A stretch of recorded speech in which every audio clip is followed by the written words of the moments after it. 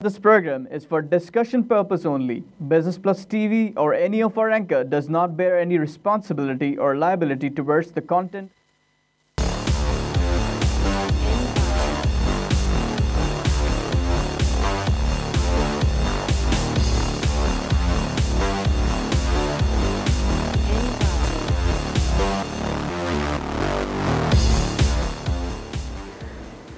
बिस्मिल्लाहिर्रहमानिर्रहीम। Tips of the trade के साथ मैं हूं फ़हीम अख्तर। आज हफ्ते का आखिरी ट्रेडिंग डे, जुमे का दिन, फ्राइडे का दिन। मार्केट में क्रूड ऑयल अपनी पावर दिखाता रहा, अपनी ताकत दिखाता रहा, अपना असर दिखाता रहा, अपना इफ़ेक्ट दिखाता रहा और दुनिया भर की मार्केट्स की तरह से हमारी मार्केट को भी क्रूड ऑयल की प्राइसेस ने दबाव का शिकार किया। जैसा कि आपके इल्म में है कि बैनुल-अक़वामी मंडी में ख़ाम तेल की कीमतें पिछले 2 दिनों से दबाव का शिकार हैं और उसका इफ़ेक्ट स्टॉक मार्केट्स पे आ रहा है, क्योंकि जहाँ भी स्टॉक मार्केट में ऑयल के स्टॉक्स ट्रेड हो रहे हैं वो दबाव का शिकार हैं। ऑयल की कंपनीज़, ऑयल से रिलेटेड कंपनीज़, ऐसी कंपनीज़ जो कि क्रूड ऑयल के बिज़नेस में किसी भी तरह से इन्वॉल्व हैं, वो अपने आप को श्रिंक होते हुए दिख रही हैं, उनकी प्रॉफिटेबिलिटी कम होते हुए नज़र आ रही है और जिसकी वजह से उनकी प्राइसेस में दबाव है। हमारा टिपिकली पाकिस्तान स्टॉक एक्सचेंज, उसके इंडेक्स में क्रूड ऑयल की स्टॉक्स की वैल्यूएशंस या इफ़ेक्ट ज़्यादा होने की वजह से इंडेक्स में दबाव नज़र आया और उसका इफ़ेक्ट पूरी मार्केट पर आता हुआ नज़र आया। पहले सेशन में मार्केट कंपैरेटिवली थोड़े से ज़्यादा दबाव का शिकार थी। सेकंड सेशन में थोड़ी सी चेरी पिकिंग नज़र आई और मार्केट स्टिल दबाव का शिकार नज़र आती है। लैक लस्टरनेस है मार्केट में, बाइंग यूफोरिया नहीं है, बाइंग इफ़ेक्ट नहीं है। अगर हम क्रूड ऑयल की बात करें तो क्रूड ऑयल एक दफ़ा बॉटम आउट करने के बाद दोबारा बहुत अरसे तक 52 और $54 के दरमियान ट्रेड करता रहा, लेकिन पिछले दिनों इन्वेंट्री की सूरत हाल वाज़ेह हुई, जिसमें यूएस के साइड से सप्लाई सिचुएशन ज़्यादा नज़र आई और इसका असर इंटरनेशनली बैनुल-अक़वामी तौर पर मार्केटों ने लिया और क्रूड की प्राइसेस नीचे आती हुई नज़र आने लगी। ये पहला ऐसा इफ़ेक्ट है जिसमें ये पहला ऐसा वक्त है ओपेक की उस कॉन्फ्रेंस के बाद जिसमें ओपेक ने ये डिसाइड किया था कि दुनिया में ऑयल प्रोड्यूस करने वाले तमाम ममालिक मिल के क्रूड ऑयल की ख़ाम तेल की कीमतों को एक लेवल तक के रखेंगे ताकि ख़ाम तेल की इंडस्ट्री बिल्कुल ही क्रैश ना कर जाए और ख़ाम तेल की कीमतें एक स्टेबिलिटी में चलें। लेकिन उसके बाद ये पहली दफ़ा एक मेजर डिक्लाइन है जिसका इफ़ेक्ट दुनिया की तमाम मार्केट्स में नज़र आ रहा है। हमारे पास यहाँ पे एक लाइव कॉल है। हेलो हेलो, वालेकुम सलाम। हेलो, हाँ जी, पाक रिफाइनरी के बारे में बताइएगा, ये आजकल ऊपर के लॉक लग रहे हैं। जी जी, पाक रिफाइनरी जिस तरह से इस पर लगातार एक्टिविटी चल रही है, लगातार अट्रैक्शन नज़र आ रहा है। ये एक ऐसा इसका स्टॉक था जो कि ख़ासा हद तक इग्नोर था। अगर हम रिफाइनरीज़ को देख लें तो रिफाइनरीज़ ने ऑयल की प्राइसेस को $23-24 या $25 से ऊपर चढ़ने के बाद बड़ी तेज़ी के साथ एडजस्ट किया था, जिसमें नेशनल रिफाइनरी शामिल थी, अटक रिफाइनरी शामिल थी। पाकिस्तान रिफाइनरी कोई मूवमेंट नहीं कर सकी थी। इस वक्त वो अपनी प्राइसेस को एडजस्ट कर रही है और अपनी सही वैल्यूएशन तलाश कर रही है। हमारे पास एक और लाइव कॉल है। हेलो हेलो, अस्सलाम वालेकुम। वालेकुम सलाम। सर गौहर इंजन के बारे में मालूम करना सर। प्लीज़ बताइएगा दोबारा। गौहर इंजीनियरिंग। देखिए, इंजीनियरिंग, स्टील और इसके अलावा जितना भी कंस्ट्रक्शन इक्विपमेंट है, कंस्ट्रक्शन मटेरियल है, इसकी मार्केट सीपैक की डेवलपमेंट के बैकड्रॉप में खासी ठीक नज़र आती है। पूरी इंडस्ट्री में अगर आप स्टॉक को, स्पेशली गौहर इंजीनियरिंग या कोई भी स्टॉक जिसके वॉल्यूम्स कंपैरेटिवली कम हों, उनको देखना चाहते हैं तो 2 फैक्टर्स देखें, पे आउट क्या है और अर्निंग क्या है।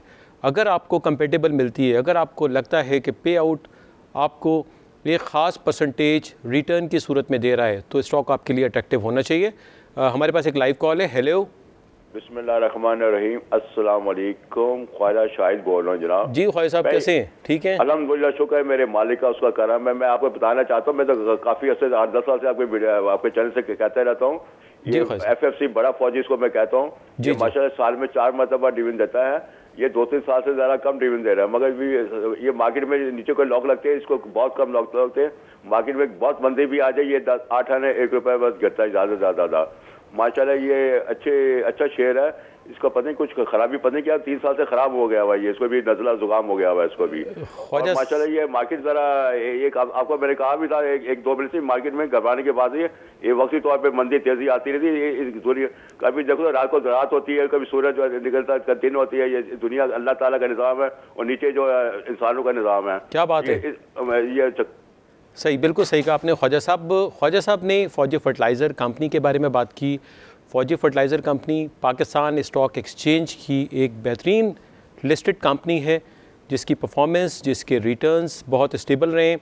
इनके कंसर्न्स कुछ इस तरह के हैं कि शायद ये स्टॉक बहुत ज़्यादा वैल्यूएशंस के हिसाब से परफॉर्म नहीं कर सका। फर्टिलाइज़र की प्राइसेस इंटरनेशनल मार्केट में डिप्रेसिव रहीं, जिसकी वजह से स्टॉक को शायद बहुत ज़्यादा रूम नहीं मिल सका। इसके जो दूसरे प्रोजेक्ट्स हैं जब वो इनलाइन होते हैं आने वाले दिनों में तो ये स्टॉक खासा परफॉर्म करने की अहलियत रखता है।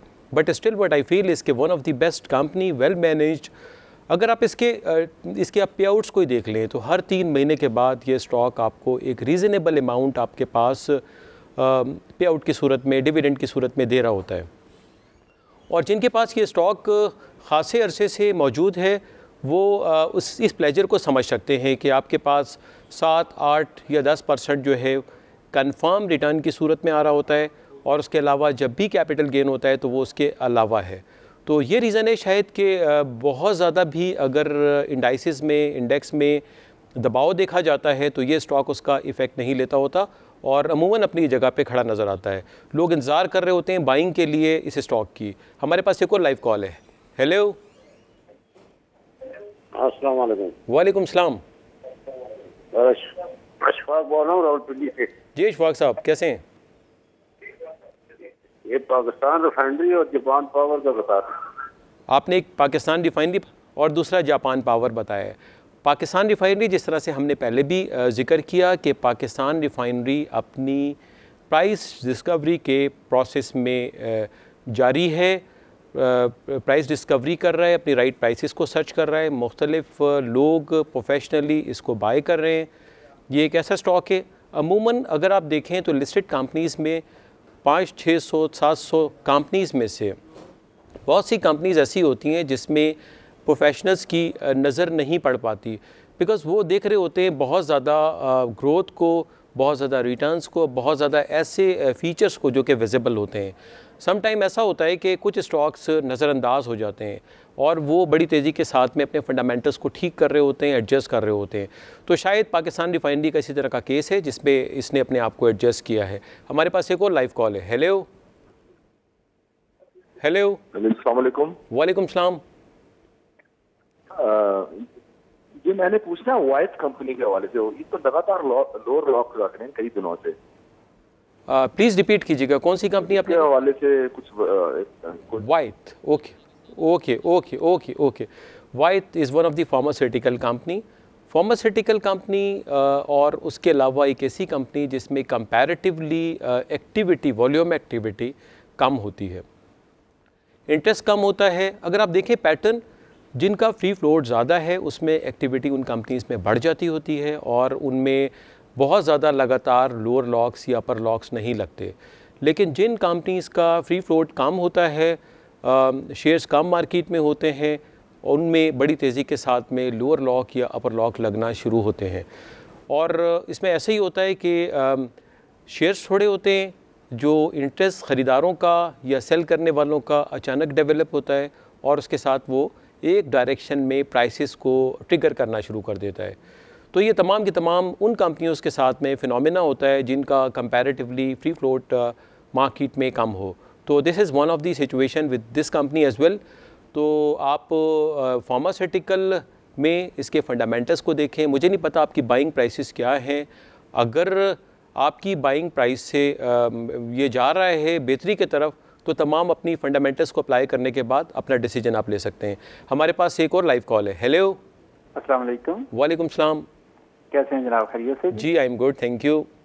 अच्छा सर, काइंडली बताइएगा ये एंग्रो कॉरपोरेशन और पाक इलेक्ट्रॉन के बारे में, इनमें इन्वेस्टमेंट कैसा रहेगा? और दूसरा ये जो अभी आप सर फरमा रहे थे पाक रिफाइनरी अपनी कीमत असेस करवा रही है, तो आप क्या असेस करते हैं इसको, कहाँ तक यानी हम देख रहे हैं मुस्तकबिल करीब में?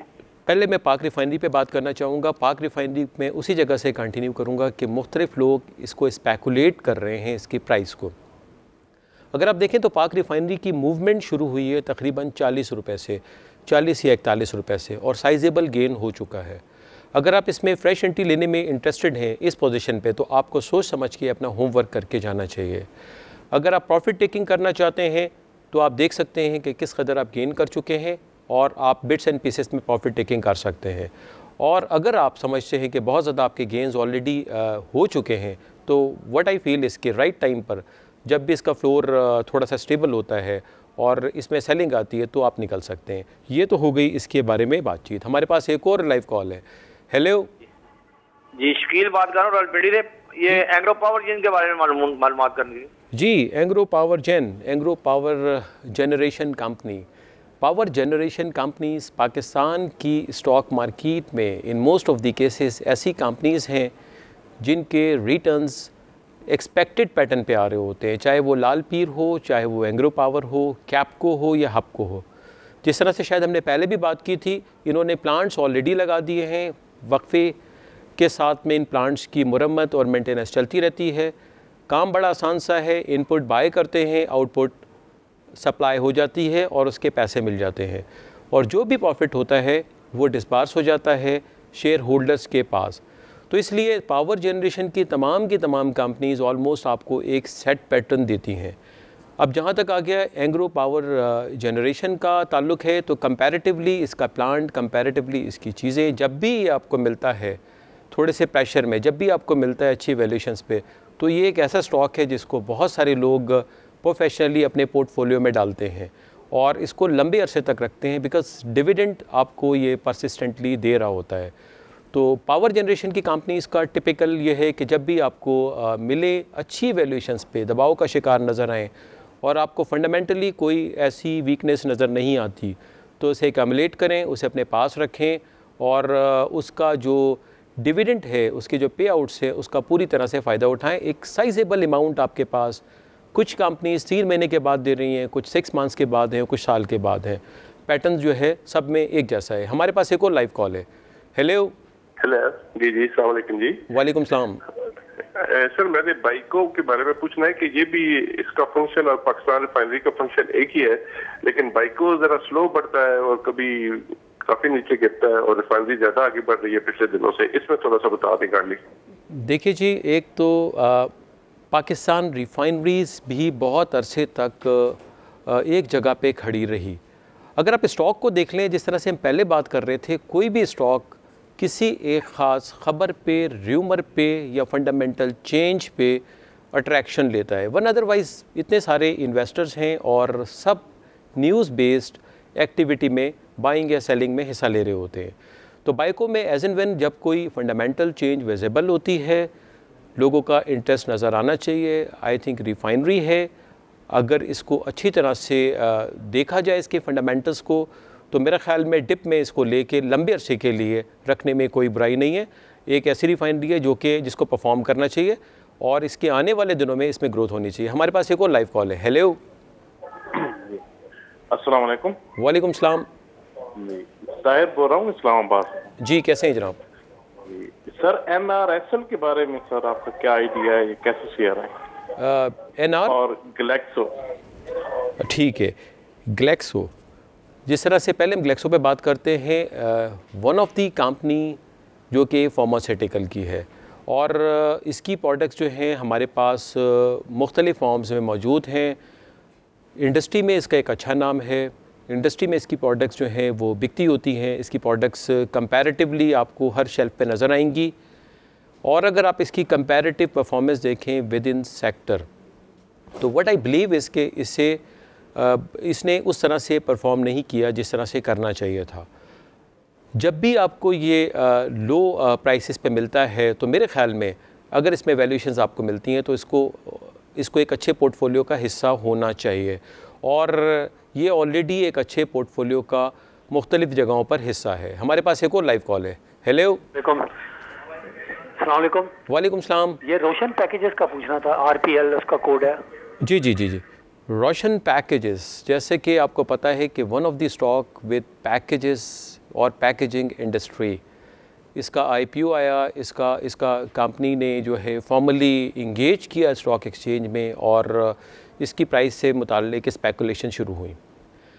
रोशन पैकेजेस के फंडामेंटल्स को इस वक्त डिस्क्राइब करना किसी के लिए भी मेरे ख्याल में जस्टिफाइड नहीं होगा अनटिल अनलेस इसके फाइनेंशियल्स अनफोल्ड होते हैं और उसके बाद इसके फाइनेंशियल्स आपके सामने आते हैं। कितनी अर्निंग करता है, कितना पे आउट दे रहा है, किस तरह से कंपनी को मैनेज किया जा रहा है, ये इसके रिज़ल्ट्स आने के बाद पता लगेगा। लेकिन जहाँ तक अगर आप पैकेजेस इंडस्ट्री को देखें या इसके कोर बिज़नेस को देखें तो चीज़ें कंपैरेटिवली कोई इतनी बुरी नज़र नहीं आती। You have to really find the right valuations कि कहाँ पे ये आपको ज़्यादा बेहतर तरीके से मिल सकता है।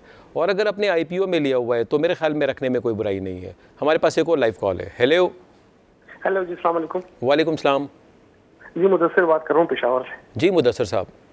जी, ये ISL के बारे में पूछना था, इंटरनेशनल स्टील के बारे में, और ये पावर के बारे में पूछना था। ये ISL जो है वो फर्दर रिव्यू बहुत नीचे जो है आ रहा है। पावर और इंटरनेशनल स्टील दोनों के दोनों कंस्ट्रक्शन मटेरियल के लिए इस्तेमाल होते हैं। इंटरनेशनल स्टील ने बहुत ज़्यादा परफॉर्म किया, पूरी स्टील की इंडस्ट्री ने परफॉर्म किया, पूरी स्टील की इंडस्ट्री ने डिलीवर किया। इंटरनेशनली स्टील की प्राइसेस जब हाई गई तो इंडस्ट्री पे उसका इम्पैक्ट आया और स्टॉक्स ने अपने आप को स्पेकुलेट करते हुए आगे जाना शुरू कर दिया। एक अच्छी वैल्यूएशंस हासिल की और जब अच्छी वैल्यूएशंस आती हैं तो उसके बाद में एक नॉर्मल सा प्रोसीजर शुरू होता है, वो होता है बाइंग और सेलिंग का। तो लोग अपने हिसाब से वैल्यूएशन तलाश करते हुए सम टाइम प्रॉफिट टेकिंग करना शुरू कर देते हैं। अभी आने वाले दिनों में कहाँ पे रहता है, प्योरली डिपेंड करता है इंटरनेशनल प्राइसेस की, स्टील की क्या रहती हैं और पाकिस्तान में कंस्ट्रक्शन एक्टिविटीज़ कैसे चलती हैं। हमारे पास एक और लाइव कॉल है। हेलो हेलो, अस्सलाम वालेकुम। वालेकुम सलाम जी, काशिफ बात कर रहा हूँ कराची से। मुझे गुलेमन के बारे में पूछना था। गुलेमन टेक्सटाइल मिल के वो 2 महीने से मैंने होल्ड किए हुए शेयर, लेकिन अभी तक वो बिल्कुल पीछे ही जा रहा है। इसके बारे में काइंडली ज़रा बता दें। देखिए जी, गुल अहमद टेक्सटाइल ने राइट्स इशू किए और गुल अहमद टेक्सटाइल एक ऐसी जो कंपनी है टेक्सटाइल सेक्टर में जो कि मल्टीपल किस्म के ऑपरेशंस कर रही है। अपेरेंटली ग्राउंड पे उसकी खासी एक्सपेंशन नज़र आती है, रिटेल में भी है, एक्सपोर्ट में भी इन्वॉल्व है और मुख्तलिफ़ तरह के ऑपरेशंस कर रही है डाइवर्सिफाई किस्म के। उसके लिए उसे पैसे की ज़रूरत पड़ी और उसने राइट्स उसके जो अभी आ जाएंगे राइट्स, क्या मेरे ख़्याल में स्पॉट की डेट बड़े करीब है और आने वाले दिनों में ये कंपनी किस तरह से अपने बिजनेसेस को ट्रांसफॉर्म करने के बाद में प्लेस करती है टेबल के ऊपर, उसे देखना ज़रूरी होगा। लेकिन इन टोटलिटी अगर आप देखें तो Gul Ahmed comparatively within sector एक ऐसी कंपनीज़ में से है जिसमें पोटेंशियल है ग्रो करने का और अगर इसकी सारी चीज़ें इंटीग्रेट होके मैनेज तरीके से सही चलती हैं तो इस स्टॉक में जान आनी चाहिए। हमारे पास एक और लाइव कॉल है। हेलो अस्सलाम वालेकुम। वालेकुम सलाम। PTCL के बारे में ज़रा बताइएगा। इन 2014-15 में तो डिविडेंड हर क्वार्टर पे दिए हैं, लेकिन अभी 1 साल से ये बिल्कुल ही परफॉर्म नहीं कर रहा है। ज़रा बताइएगा इसके बारे में। प्लीज़ रिपीट करेंगे। PTCL पाकिस्तान टेली कम्युनिकेशन, ये एक ऐसा स्टॉक है जो कि टेली कम्युनिकेशन से डील करता है। एक ऐसा स्टॉक है जिसकी बिज़नेस इंटीग्रेशन आपकी एक सेलुलर कंपनीज़ के साथ है और जिसका ऑपरेशन खासा हद तक सेफ़ और सिक्योर है और जिस पे जो कि कम एक्सपोज है। तो ये जो है आने वाले दिनों में इसके फाइनेंशियल्स ही डिसाइड कर सकते हैं कि कॉम्पिटिटिव इन्वायरमेंट में किस तरह से रहता है। हमारे पास एक लाइव कॉल है। हेलो अस्सलाम वालेकुम सर। वालेकुम सलाम। सर पाक इलेक्ट्रॉन के बारे में काइंडली बता दीजिए, ये इसका रिजल्ट भी आने वाला है और ट्रीट कॉर्पोरेशन, 2 स्क्रिप्ट्स हैं, काइंडली गाइड कर दीजिए। पाक इलेक्ट्रॉन और ट्रीट कॉर्पोरेशन, जहाँ तक पाक इलेक्ट्रॉन का ताल्लुक है, पाक इलेक्ट्रॉन ने खासा परफॉर्म किया। पाक इलेक्ट्रॉन ने कॉम्पिटिटिव इन्वायरमेंट में परफॉर्म किया। पाक इलेक्ट्रॉन की कीमतें बढ़ी और बढ़ने के बाद अगेन उस स्टेज पर आई जहाँ पर बायर और सेलर उस डिसीजन प्रोसेस में इन्वॉल्व होते हैं जहाँ पे वो फ़ैसला करने की कोशिश कर रहे होते हैं कि राइट प्राइस क्या है, हमें होल्ड करना चाहिए या बेच देना चाहिए। तो पाक इलेक्ट्रॉन अपनी मार्केट को किस तरह से एक्सपेंड करता है आने वाले दिनों में, इसकी फॉरवर्ड ड्राइव उसी सूरत में बन सकती है। अदरवाइज़ स्टॉक ने खासा परफॉर्म कर चुका है। अगर आप सिग्निफिकेंट प्रॉफिट गेन कर रहे हैं तो आप सोच सकते हैं अपने पोर्टफोलियो को रीडिज़ाइन करने के बारे में। जहाँ तक ट्रीट का ताल्लुक है, ट्रीट, लोट, ये वो स्टॉक्स हैं जिन्होंने अगेन परफॉर्म किया है और इनको भी दोबारा आप सोच सकते हैं रीपोजिशन करने के लिए। हमारे पास एक और लाइव कॉल है। हेलो जी सर, ये मैं सीमेंस के बारे में पूछना चाह रहा हूँ। ये कॉन्स्टेंटली डाउनवर्ड इसकी मूवमेंट है, क्या कोई प्रॉब्लम है क्या? सीमेंस आपने कहा है, अगर मैं सही समझाऊँ, सीमेंस इंजीनियरिंग। जी हाँ बिल्कुल। अच्छा जी, सीमेंस इंजीनियरिंग एक बड़ा स्टॉक है, एक ऐसा स्टॉक है जिसका अगेन जिस तरह हमने पहले डिस्कस किया था, मार्केट में फ्री फ्लोट कंपैरेटिवली कम है। ये वो स्टॉक्स हैं जो कि परफॉर्म करते हुए स्टॉक्स हैं, लेकिन इनके जो शेयर्स मार्केट में फ्लोट हुए ट्रेड होने वाले खासे कम होते हैं। तो इसकी वजह से बड़े शेयर्स रखने के लिए एक इन्वेस्टर बार बार अपने आप को जस्टिफाई करता है, रिकन्सिडर करता है और समटाइम सिर्फ मार्केट में अपॉर्चुनिटीज़ लेने के लिए, मौक़े हासिल करने के लिए इनकी सेल को प्रेफर करता है। और ऐसे स्टॉक्स में जो कि लिक्विड स्टॉक्स होते हैं, जो कि तेज़ी के साथ में गेन करने की सलाहियत रखते हैं, जिनमें एक्टिविटी जनरेट हो रही होती है, जिसमें ख़बरें आ रही होती हैं, उनमें अपने आप को पोजीशन करते हैं। तो ये वजह होती है कि ये स्टॉक्स एक डायरेक्शन में खासा हद तक मूव करते हैं। जब पॉजिटिव जा रहे होते हैं तो पॉजिटिविटी इनमें बहुत ज़्यादा नज़र आती है, और जब ये करेक्शन लेने आते हैं या जब ये नेगेटिव साइड पे शुरू होते हैं तो इसमें करेक्शन भी एक तेज़ी के साथ आ रही होती है। तो siemens is one of the case in same kind. हमारे पास एक और लाइव कॉल है। हेलो, अस्सलाम वालेकुम जनाब। वालेकुम सलाम। आसिफ बोल रहा हूँ पिंडी से। आसिफ साहब कैसे हैं आप? अल्लाह का शुक्र। ये एक फार्मास्यूटिकल कंपनी है, सनोफी एवेंटिस पाकिस्तान। जी जी जी। ये कैसी कंपनी है और अच्छी खासी ये हाई रेट्स पे है अभी? देखिए, फार्मास्यूटिकल सेक्टर कंप्लीट अगर आप देखें उनके ख़ासे हाई मल्टीपल्स पे काम कर रहा है।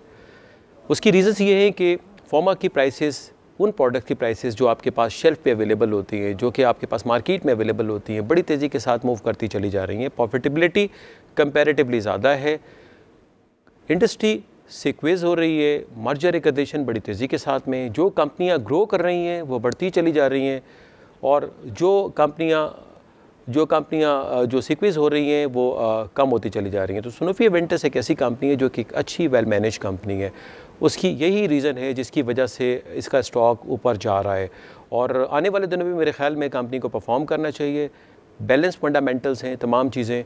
और इसके साथ ही आज हमने बात की स्टॉक मार्केट के ऊपर, और स्टॉक मार्केट में हमने देखा कि खाम तेल की कीमतें वो फैक्टर हैं जो कि मार्केट में एक जादू चला रही हैं, मार्केट के प्राइसेस को कम कर रही हैं। देखते हैं आने वाले दिनों में खाम तेल की कीमतें क्या डायरेक्शन लेती हैं, कहाँ पे सपोर्ट होती है। इसके साथ ही मुझे इजाज़त दें। अल्लाह हाफ़िज़।